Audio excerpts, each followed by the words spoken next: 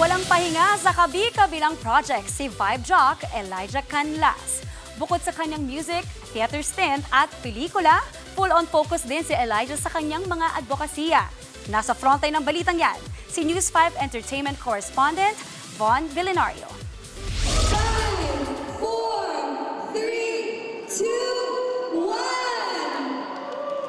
Pinangunahan ni Vibe Jock Elijah Canlas ang pagpapailaw ng color blue sa Smart Araneta Coliseum bilang pakikiisa sa World Autism Month.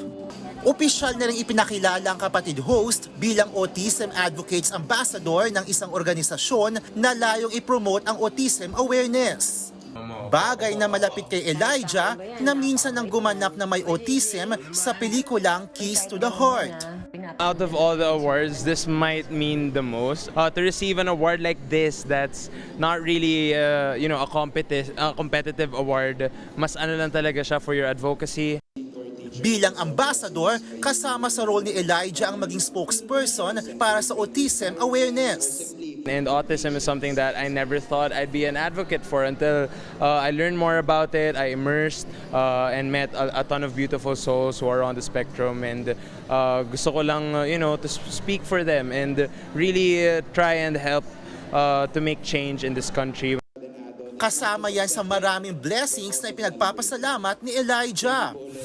Pati na ang kare-release lang niyang album na South 2 at ang katatapos lang din niyang stage play na About Us But Not About Us.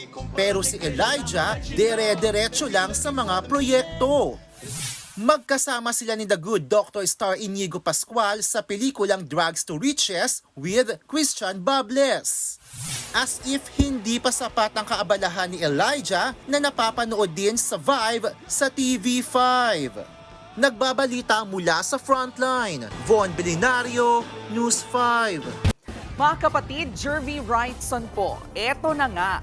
Para sa latest showbiz news at iba pang kay-alaman, mag-follow at mag-subscribe na sa social media pages ng News 5.